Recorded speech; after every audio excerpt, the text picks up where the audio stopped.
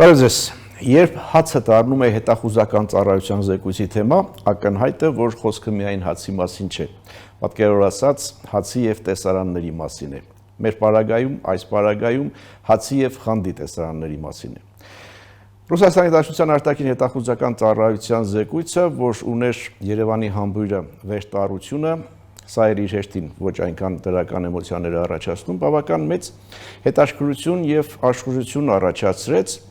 Բովանդակությունն այն մասին էր, թե իբր Հայաստանը հրաժարվում է գնել ռուսական ցորենը և փոխարենը պատրաստվում է գնել ուկրաինականը։ Հայաստանի արձագանքը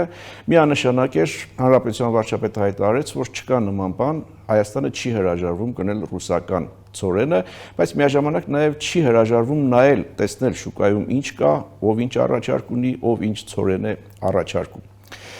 Վարչապետը անդրադարձավ ոչ միայն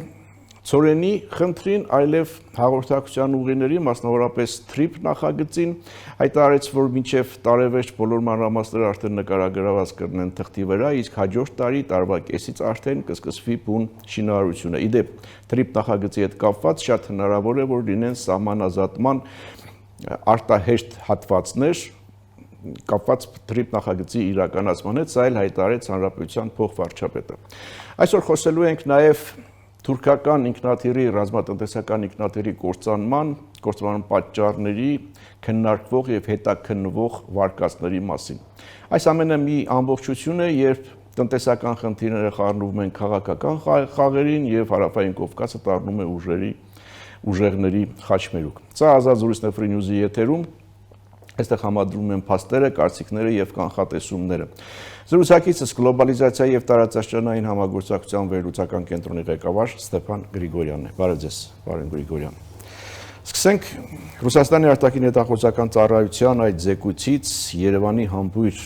վերտարությամբ։ Ձեր տպավորությամբ այս զեկույցը ավելի շատ հետախուզական էր, թե քաղաքական, և ընդհանրապես ինչ նպատակ ուներ։ Բարև ձեզ։ Իմ կարծիքով ակնհայտ քաղաքական էր, զգուշացում էր, որ չմտածեք, որ կարող եք առնել ցորեն Ուկրաինայից։ Իրանք լավ գիտեն, որ դեռ ոչ մի պլաններ չկան Ուկրաինայից ցորեն առնելու, ասեմ ձեզ ինչի հետ է կապված։ Չմտածեք, որ վատ կլիներ գնալ Ուկրաինայի ցորենը առնել։ Սա լոգիստիկայի հարց է։ Ոնց բերես, որ շատ թանկ չնստի, ես չեմ տեսնում ոչ մի խոչընդոտ առնել Ուկրաինայից ցորեն, բայց մենք նախկինում առել ենք, ուղղակի հիմա պատերազմի պատճառով, լոգիստիկայի պատճառով այդ հարցը չի առաջանում։ Բայց ինչա, մտածում եք, որ Ռուսաստանի հատուկ ծառայությունները չգիտեն, որ չկա այստեղ բան, բայց այս հայտարարությունը դա զգուշացում է, փորձ չանեք առնել Ուկրաինայից այդ առաջինը, ու երկրորդը ինձ համար էլ ավելի կարևոր հարց։ Դուք գիտեք, որ ուղիղ 3 օր առաջ Իլհամ Ալիևը հայտարարեց, որ Ադրբեջանի բանակը ամբողջությամբ կանցնի ՆԱՏՕ-ի ստանդարտներին։ Ինչ է ՆԱՏՕ-ն Ռուսաստանի համար, բոլորը գիտենք, նույն Ռուսաստանը պահանջում է, որ ՆԱՏՕ-ի անդամ դառնալուց Ուկրաինան հրաժարվի այդ ցանկությունից, Ռուսաստանը ուղղակի ՆԱՏՕ-ն հայտարարեց որպես թշնամի կազմակերպություն։ Հիմա Իլհամ Ալիևը ասում է, որ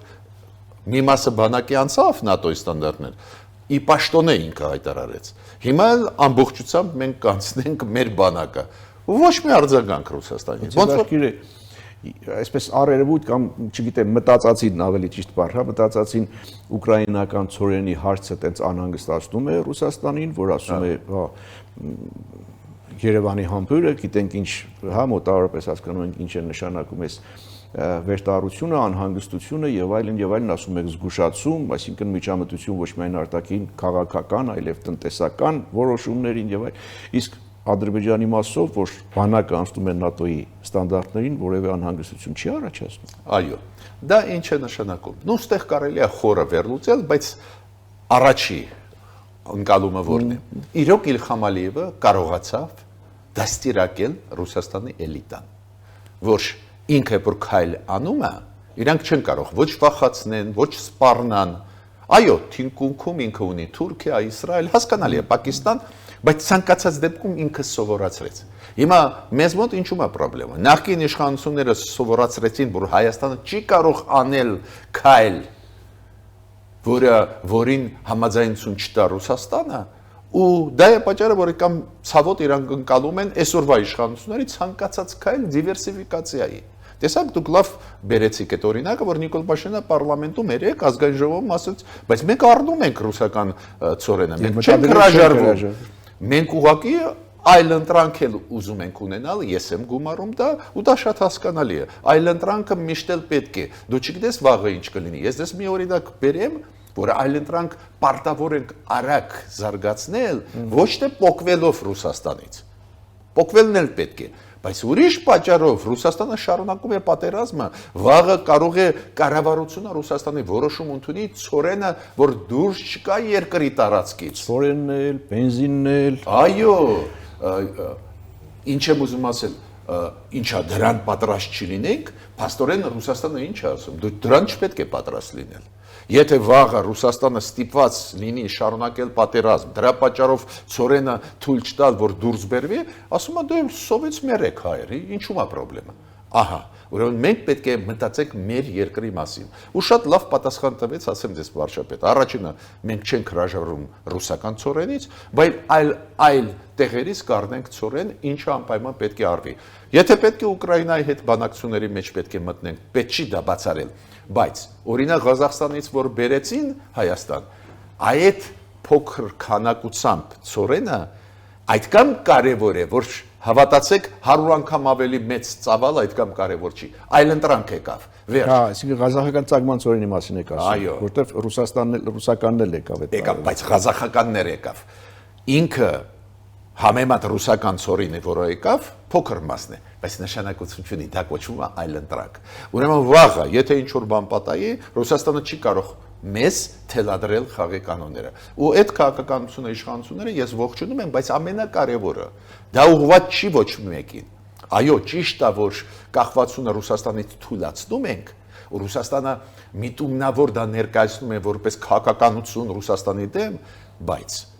այլ ընտրանք ստեղծելը ոչ ոքի դեմ ուղղված չի, ուղղված է ի օգուտ Հայաստանի։ Հիմա Հայաստանի արձագանքը վարչապետի պատասխանը կհանգստացնի Մոսկվային, թե սա այնպեսի բան է, որ պետք է անընդհատ շարունակեն լծակները պահել իրենց ձեռքում ազդեցության, վերահսկողության, Հայաստանի ներքին գործերին, ներքին էլ արտաքին էլ անընդհատ իրենց վերահսկողությունը պահելու համատեքստում։ Այո, նո չբավարարեց Ռուսաստանին, գիտեք, Պեսկովը խոսած, Պեսկովը ինչ ասեց երեք։ Պեսկովը ասեց, որ մեր այդ հատուկ ծառայությունները, չէ, արտաքին հետախուզական ծառայությունը, ինքը հիմնվելով մենակ ստուգված ինֆորմացիայի վրա հայտարարություն է անում, ինչը մեղմ ասած ես կասկածի տակ եմ դնում, ակնհայտ էր քաղաքական հայտարարություն ու արտաքին հետախուզական ինստիտուտը ինչ կապ ունի ծորենի հետ, ես չեմ հասկանում։ Ուղղակի Ռուսաստանը ուզեցավ դրանով ցույց տալ, որ լուրջ է մոտենում նրան, որ Հայաստանը քայլ առ քայլ ուզում է դառնալ ավելի անկախ։ Նորից կրկնում եմ, ինքնուրույն լինելը դա չի նշանակում, որ դու խզում ես հարաբերությունները, ասենք Ռուսաստանի հետ, Ամերիկայի հետ, Ֆրանսիայի հետ, դա չի նշանակում դա։ Ինքնուրույն լինելը դա բացասական process չի։ Մեզ ուզում են հրամցնել դա, որ դա բացասական է, դա ուղղված է կոնկրետ Ռուսաստանի դեմ։ Իրենց տեսանկյունից դա բացասական է, որովհետև ինքնուրույն լինելը կամ ինքնուրույնության ինչ-որ աստիճան, չեմ էլ ասում ամբողջությամբ, ունենալը արդեն իրենց տրամաբանության, իրենց փիլիսոփայության այդ շրջանակներից դուրս է։ Ինչպես Հայաստանը ինքնուրույն որոշում է, թե ծորեն ումից գնի կամ բենզին ումից գնի։ Նո, դա հանցավոր քաղաքականության արդյունքն է, հետևանքն է նախկիների։ Նախկինները Ռուսաստանի քաղաքական էլիտան սովորացրեցին, որ ինչ այնտեղից ասում են ցուցմունք գալիս է, պետք է կատարեն։ Ու դա մի օրում 5 տարում չի անցնելու։ Դա հետևողական աշխատանք է պահանջում, գործող իշխանությունները սկսեցին այդ աշխատանքը վերջի 3-4 տարվա ընթացքում, տեսնում եք, չէ՞, այլընտրանքային զենք զինամթերք ենք ձեռք բերում, այլընտրանքային էներգետիկան զարգացնում ենք, նաև այդ թվում արևային էներգետիկան, ու այդ քայլերը տարբեր ոլորտներում կամաց կսովորացնեն Ռուսաստանը, բայց դժվար է։ Ռուսաստանը դա մեծ երկիր է, իներցիոն երկիր է, պահպանողական այդ ավտորիտար ռեժիմները պահպանողական են, իրանք չեն կարող դա հանդուրժել։ Ալիևի մոտ Թուրքիայի շնորհիվ ստացվեց դաստիարակել, մենք պետք է արևմուտքի շնորհիվ, աջակցությամբ արևմուտքի պետք է սովորացնենք, դաստիարակենք ռուսական էլիտան։ Իսկ այդ քննարկումների, ինչ գիտեմ, մտահոգությունների ինչ ակերտների մեջ, որ այդ ծորենը, որ եկավ, լավ որակիչ չէր, չգիտեմ, որ կարգի էր եւ այլն, դրանց ինչպես վերաբերել։ Գիտեք, ես ասեմ ձեզ, եթե դա ասի ավելի անկախ մարդ, ես նույնիսկ պատրաստ եմ քննարկել։ Այո, պետք է անպայման հասնես նրան, որ գինը ցածր լինի, ավելի բարձր որակի, բայց գիտեք, երբ որ պրոռուսական այդ ուժերը ասում են, դու հասկանում ես դա հանձնարարական է Մոսկվայից, այդ իրանց մտահոգությունը չի։ Դա է պատճառը, որ շատ դժվար է արձագանքել։ Եթե այս ձևի բաներ ասեն, մտահոգված Հայաստանի ապագայով մարդիկ, ես կպատասխանեմ, պետք չի վախենալ, պետք է բացես քո շուկան, տարբեր առաջարկություններ ուսումնասիրես, լավագույնը ընտրես, բայց մտահոգությունները այդ նորմալ է, որ մարդկանց մոտ կա։ Ուղղակի մտահոգությունը, որը հնչում է պրոռուսական ուժերից, ովքեր միայն շարժվում են Մոսկվայի հանձնարարականներով, ես չեմ ընդունում։ Այս միջոցին քիչ առաջ դուք խոսեցիք Ղազախական ծագման ծորենի մասին, բայց այս ընթացքում ռուսականն էլ եկավ եւ այն բանից հետո, երբ որ Ադրբեջանը որոշեց չեղարկել իր տարածքով բեռների տարանցման արգելքը Հայաստան, եկավ ռուսական ծորենը։ Սա տնտեսական պրագմատիզմ է, թե այլ բան է։ Չէ, Ռուսաստանը ուզում է ասել Հայաստան։ Տեսարք, Բաքվով, Ադրբեջանով ես կարող եմ ծորեն ուղարկել, ուրեմն ծախսը տրանսպորտային քչանում է, ուրեմն այն խնդիրները վերին լարսում, որ ասենք շաբաթներով ծորեն տեղափոխով բեռնատար մեքենաները կանգնած են եւ այլն, տեսակ այդ խնդրեմը չկա, ինչի է Ղազախստանից առնում։ Ինչի իրանք այդ հայտարարության մեջ հետախուզական ինստիտուտը Ռուսաստանի չասեց Ղազախստան, քանի որ Ղազախստանի նախագահան հիմա գտնվում է Ռուսաստանում, իրանք չեն ուզում ստեղ Ղազախստանի անունը առանքում տալ, բայց իրանք պետք է ոչ թե Ուկրաինային անունը տային, այլ Ղազախստանի անունը։ Չհամարձակվեցին, քանի որ Ղազախստանից շատ բաներ ունեն ստանալու, համագործակցելու, չուզեցին փչացնել էլի հարաբերությունները, բայց Ղազախստանն է այլ ընտրանք մեզ տվե, կոնկրետ հիմա Ղազախստանը տվեց այլ ընտրանք, բայց ինչի իրանք մտան այդ դաշտ ամեն ինչ անելու համար, որ Ռուսաստանին վաղը Ռուսաստանը մեր կառավարությանը կասի, ինչի է կառնում Ղազախստանից։ Տեսեք, մենք Ադրբեջանով բերում ենք, այդ փոքր մասը, որը դուք առնում եք Ղազախստանից, մենք կլրացնենք, մենք մեր ծորենը կուղարկենք։ Միայն մեկ նպատակ՝ փակել ցանկացած այլընտրանքային տարբերակներ Հայաստանի զարգացման համար։ Այդ դեպքում, եթե այդպես է, ինչու է այդ բեռնատարների հետ կապված խնդիրներ ստեղծում Ռուսաստանը։ Թե իր համար ավելի ծերընտու է, որպեսզի սպասված ճանապարհով ինքը օգտագործի, դա նաև մեր ապրանքաշրջանառության կառուցվածքն է փոխում, բեռնատարների լարսի փոխարեն արդեն այս ճանապարհները։ Չէ։ Այդ փաստը, որ Իլհամ Ալիևը բացեց հնարավորություն մեր բեռները բերել Ադրբեջանի տարածքով երկաթ գծերով, ավտոմատ այն մանիպուլյացիան, որը անում է Ռուսաստանը վերին լարսում, թույլատրում է։ Քանի որ վերին լարսը ինչի համար են օգտագործում, քաղաքական նպատակով, մեզ նեղ վիճակի մեջ դնելու եւ այլ եւ այլ։ Երբ որ սա բացվեց, ուզած-չուզած Ռուսաստանը սկսեց ուղարկել։ Այդ է, որ մենք ասում ենք, այլընտրանքներ, ճանապարհների հետ կապված, ապա շրջափակում ավտոմատ կլավացնի մեր վիճակը։ Հասկանում եք, Ադրբեջանը հիմա վստահությունը այն ամենով այսօր էլ շատ ցածր է, բայց Ադրբեջանը բացեց իր տարածքը մեր բեռների համար, ավտոմատ թեթևացավ մեր գործը։ Ու պետք է օգտվենք, շատ լավ է, որ արագ ուղարկեց նաև Ռուսաստանը այդ ծորենը, բայց պետք է շարունակենք Ղազախստանի հետ աշխատել, ես չգիտեմ գիտեք թե ոչ, Ղազախստանը հայտարարություն արեց ու ասեց ինչ քանակի ծորեն կարող են ամեն ամիս ուղարկել Հայաստանի։ Ղազախստանն էլ արձագանքեց այդ Ռուսաստանի քայլերին։ Ինքը ասեց այդքան մենք ձեզ կտանք։ Դա չի լինի մեծամաս քանակի ծորենի, բայց կարող են հստակ տալ բավական մեծ քանակությամբ ծորեն, որը ասենք 10% կամ 15% մեր պահանջարկի կլինի, ու դա այլընտրանքային է։ Ադրբեջանի տարածքով ճանապարհների բացման եւ Հայաստան բեռների տարանցման այս հարցից հիմա դառնանք արդեն մեր տարածքով ճանապարհներին, խոսքը մասնավորապես TRIP նախագծի մասին է, ինչ դիտարկումներ ունեք վարչապետի եւ փոխվարչապետի հայտարարությունների մասին։ Ճանապարհային քարտեզ, որ մինչև տարեվերջ պետք է մանրամասները նկարագրվեն թղթի վրա եւ հաջորդ տարի, որ տարվա կեսից արդեն պետք է սկսվի բուն կառուցման աշխատանքը, արդյոք սա իրատեսական է այս ժամկետները։ Փոքր դադարից հետո շարունակենք, կվերադառնանք վայրկյաններ անց։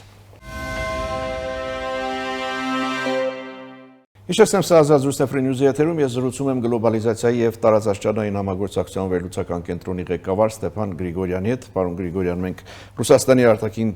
հետախուզական ծառայության զեկույցից, Ադրբեջանի ճանապարհներից, Հայաստան տարանցվող բեռներից, ցորենից խոսեցինք, հիմա արդեն կանք Հայաստան թրիփ նախագիծ,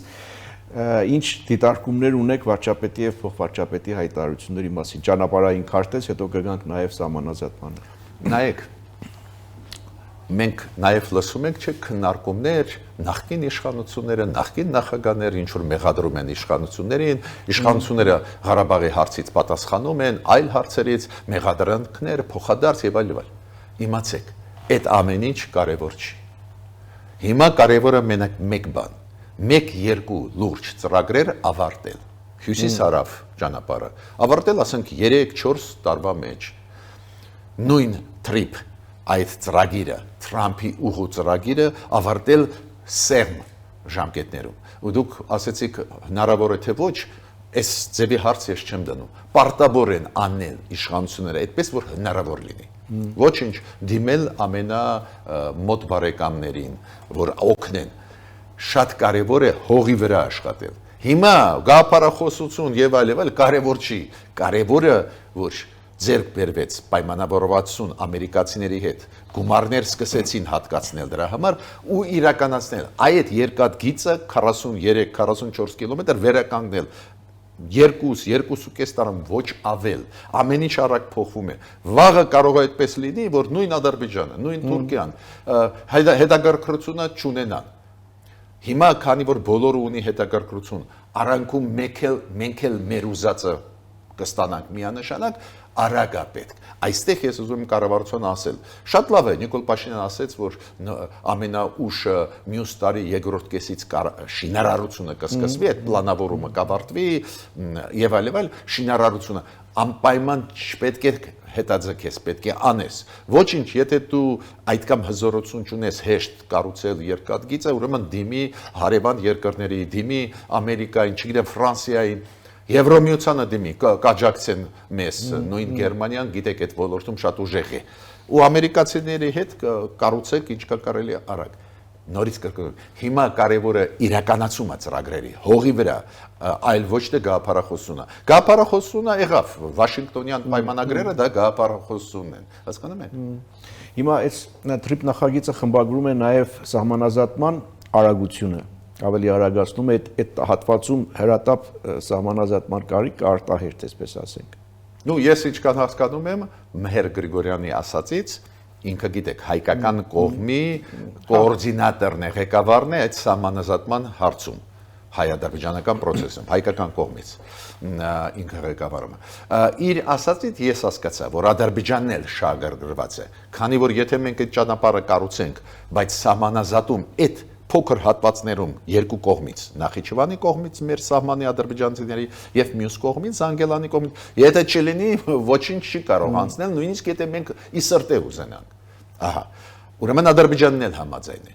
Ու պնդում եմ, այս երկու կողմերից վտանգ մեր համար չկա սահմանազատման։ Որտեղից կա վտանգ։ Երկու կողմից էլ։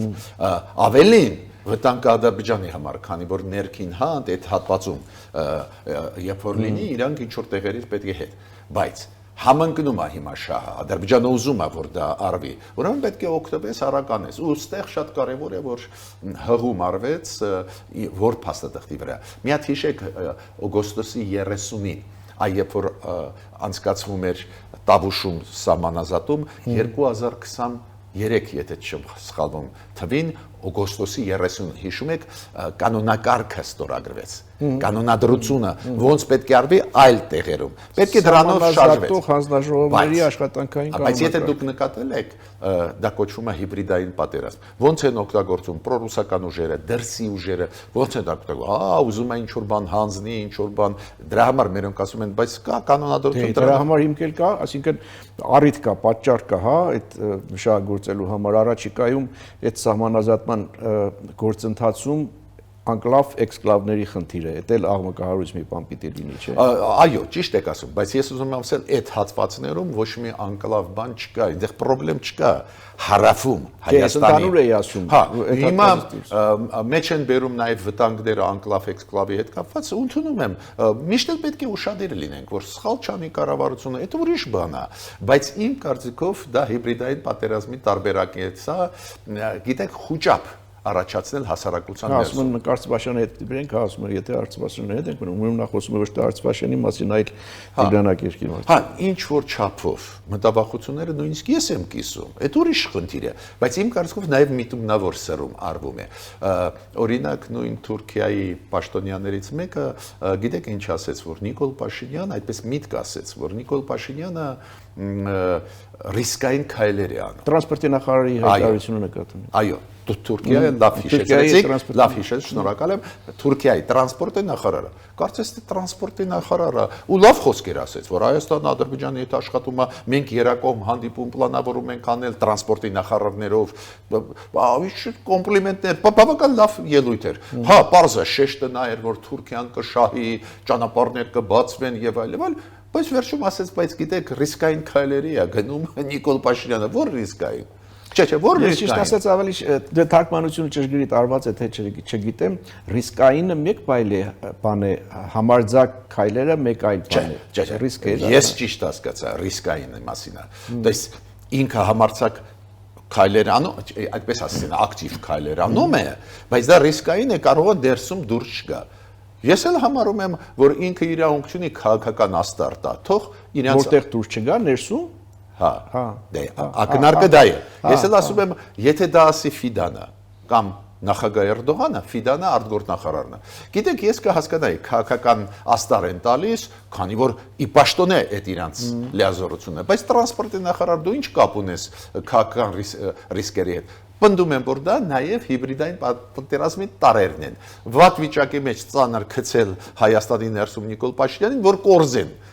ինչ որ փոքր միգուցե, բայց կորզեն ինչ որ առավելություն։ Դե եւ Թուրքիայից նման ավելի զուսպ տողով Ադրբեջանն ավելի այսպես է հիբրիդային պատերազմը Հայաստանի իշխանությունների դեն մի կողմից ճանապարհներ բացում են, մյուս կողմից կոշտ հայտարարություններ, չգիտեմ ինչ։ Այլ ոլորտներ։ Այլ ոլորտներում կոշտ բոլորը գիտեն, բայց չեմ ուզում կրկնել։ Բայց ես ուզում ասել, պետք է հասկանա մեր հասարակությունը։ Հա, գնում է պայքար։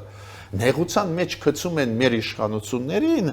նաև Ադրբեջանը, տարբեր հարցերով։ Ինչի համար, որտեղ լարված բլի վիճակը ու իշխանությունը ուզած-չուզած էլի ինչ որ զիջում անի։ Ու հակառակը մենք պետք է հասկանանք, որ պետք է հետևենք անպայման իշխանության քայլերի, պետք է անպայման պահանջել ինչ որ բաներ, իշխանությունն էլ տեսակ է ինչի որ քայլերի է գնում։ Նիկոլ Փաշինյանը ինչի համաձայնվեց, որ քաղաքացիները սովորական գրվեն ու իրանց ցույց տան զենք զինամթերքը, որը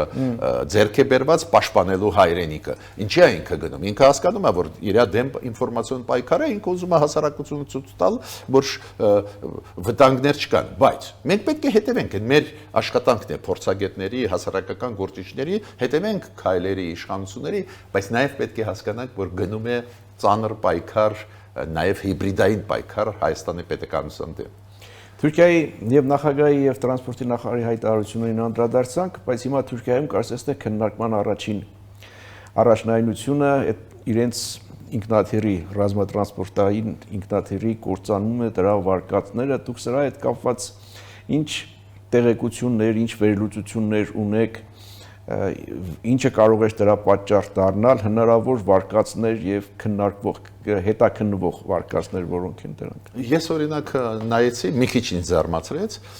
նայեցի այդ Թուրքիայի լրատվամիջոցները տվեցին ինֆորմացիան, որ Թուրքիայում կա լուրջ կասկած, որ խոցված է այդ ինքնաթիռը։ Սկզբից հիշում եք եւ Էրդողանը եւ Վրաստանը